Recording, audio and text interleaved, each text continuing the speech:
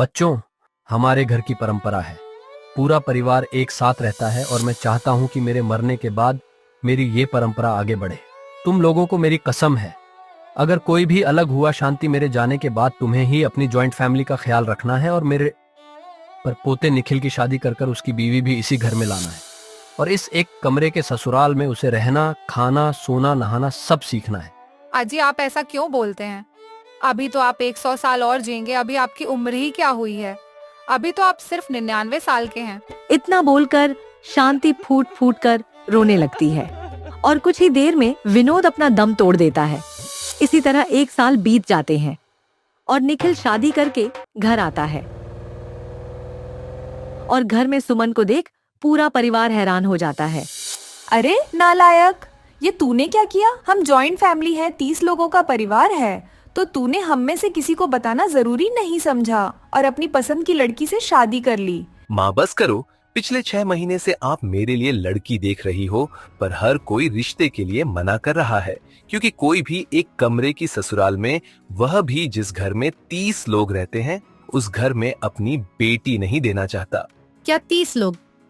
तुमने तो कहा था तुम्हारी जॉइंट फैमिली है। तुमने मुझे पहले क्यों नहीं बताया कि तुम अपनी जॉइंट फैमिली में 30 लोगों के साथ रहते हो? लो भैया, बाकी सब लोगों की तरह आपका प्यार भी 30 जने का परिवार देखकर घबरा गया।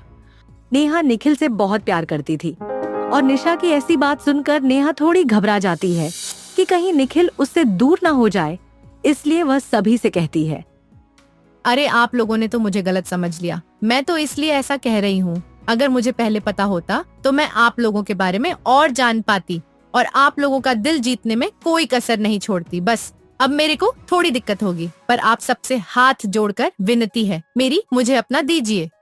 अरे भाग्यवान, ऐसे ही इसकी शादी नहीं हो रही। इतना बड़ा परिवार देखकर मैं तो कहता हूँ इसे ही बहू के रूप में अपना लो। अब ना चाहते हुए भी निखिल के परिवार को नेहा को अपनाना पड़ता है। नेहा भी अपने 30 लोगों की ससुराल में आकर परेशान तो काफी होती है, पर किसी से कुछ कहती नहीं। देखते ही देखते रात हो जाती है और पूरा परिवार नीचे जमीन पर बिस्तर बिछाकर सोने की तैयारी करता है, जिसमें नेहा के लिए जगह ही नहीं होती। निखिल, मैं कहाँ सोऊं? मेरे लिए तो जगह ही नहीं है। नेहा, तुम ज्यादा मोटी नहीं हो, इसलिए बच्चों के बीच जाकर सो जाओ, रिंकी और पिंकी के साथ। निखिल के कहने पर नेहा रिंकी और पिंकी के पास जाकर सो जाती है, पर रिंकी और पिंकी सारी रात अपना हाथ और पर नेहा के ऊपर रखकर सोते हैं, जिस वजह से बेचारी नेहा सारी रात सो नहीं पाती और जब सुबह उसकी आंख लगती है तो उसकी ननंद निशा उसे उठा देती है। भाभी उठो, सुबह हो चुकी है। 5 बजे से नंबर लगाना शुरू करोगी, तब जाकर 10 बजे तक नंबर आएगा। बाहर निकले इस कमरे में ही वॉशरूम भी है, खाना भी बनाना है। जितनी जल्दी सब फ्रेश होंगे उतनी जल्दी खाना खाकर सब काम पर जाएंगे। चलो मेरे साथ बाहर आ जाओ। मेरा 10वां नंबर है और आपका 20वां। क्या यहाँ सुबह फ्रेश होने के लिए भी लाइन लगाना पड़ेगा? ऐसे ही मैं सारी रात इस छोटे से एक कमरे के ससुराल में सो नहीं पाई हूँ। भाभी, शिकायत करना बंद करो, वरना ऐसा ना हो कि आपका नंबर सबसे लास्ट में आए, क्योंकि आज आपकी पहली रसोई भी है। निशा के कहने पर वो उठ जाती है। अब पूरा परिवार दरवाजे के बाहर खड़ा होकर अपने नंबर आने का इंतजार करता है और जैसे ही नेहा का नंबर आता है, उससे पहले शांति वहाँ अपनी लाठी लेकर आती है। नेहा बहू, तू बाद में जाना, मुझे फिर से वॉशरूम जाना है और मैं आधे घंटे से पहले नहीं निकलूंगी, इसलिए तुम लोग को नहाना हो तो नदी पर जाना। पर दादी जी, सब फ्रेश हो गए सिवाय मेरे। हाँ तो वह किसने कहा था घोड़े बेच के सोने के लिए? अब परे हट। क्योंकि शांति की उम्र काफी ज्यादा थी, इसलिए बेचारी नेहा कुछ नहीं बोलती और उसकी जगह शांति चली जाती है। कुछ देर बाद जब शांति बाहर आती है, तब जाकर नेहा अंदर जाती है, जिस वजह से सुबह के 10 बज जाते हैं और सभी लोग खाने का इंतजार करते हैं।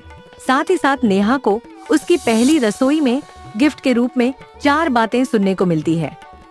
यह लड़की लेकर आया है हमारे लिए, अगर हम इस लड़की के भरोसे रहे तो भूखे मर जाएं। सही कहा भाभी, आज इसकी पहली रसोई थी और आज ही ये इतनी लेट हो गई।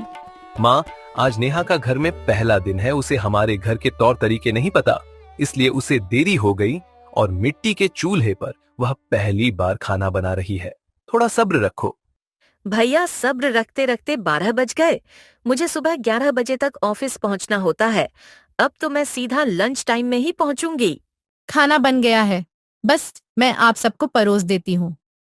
बेचारी परेशान नेहा सिर्फ निखिल के लिए एक कमरे में रहना, खाना, सोना, नहाना जैसी सारी दिक्कतें झेल रही होती हैं। इसी तरह समय गुजरता है और बेचारी नेहा अब अकेली पड़ जाती है और अकेली घर का सारा काम करती है। अरे बहू, रात के 11 बज गए, मेरी आंखें बंद हो रही हैं। जल्दी से खाना दे ताकि मैं जगह पकड़ूं। मांझी, आप तो जानती है ना, हमारा बेटा बहू के नाम पर कामचोर लेकर आया है। प्रीति भाभी के भरोसे रहे तो बिस्तर भी नहीं लगेगा। चल, आज हम दोनों बहन ही बिस्तर लगा लेते हैं ताकि सो सके।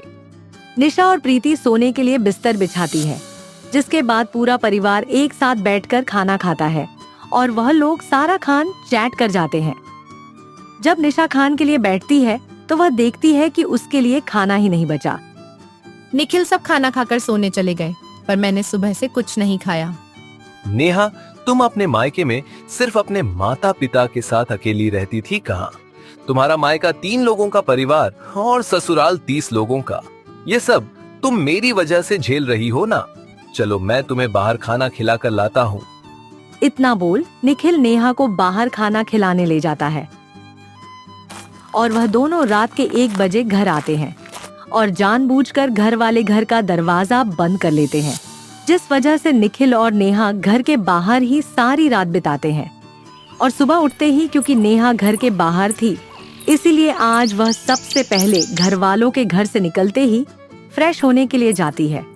और क्योंकि आज सबसे पहले नेहा फ्रेश हो गई थी, इसलिए वह खाना भी बनाकर रख देती है।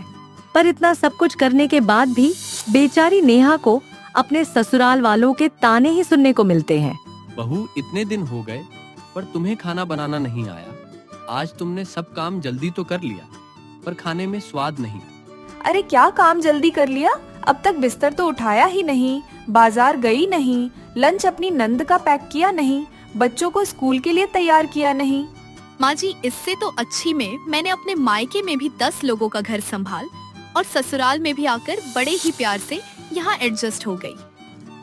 पहले ही दिन से आप लोगों को कोई शिकायत का मौका नहीं दिया। बस बहुत हो गया भाभी, मैं अब और अपनी बीवी के खिलाफ कुछ नहीं सुनूंगा। नेहा इतनी भीड़ में कभी नहीं रही। नेहा का खुद का एक बड़ा सा कमरा था, उसके घर में सिर्फ 3 लोग और नौकर चाकर थे, पर यहाँ आकर बेचारी खुद नौकर बन गई है। इस एक कमरे के ससुराल में रहना, खाना, नहाना, सोना सब किया उसने, फिर भी आप लोग की शिकायतें खत्म नहीं हो रही। आज मैं पर दादाजी की बात टालता हूँ और अपनी बीवी को लेकर घर से जा रहा हूँ। हम अब से अकेले रहेंगे, आप खुद संभालो अपना 30 लोगों का परिवार। इतना बोल निखिल नेहा को वहाँ से लेकर चला जाता है, क्योंकि अब घर की सारी जिम्मेदारी आरती पर आ जाती है, तो वह भी अपने दिल की बात बोल देती है।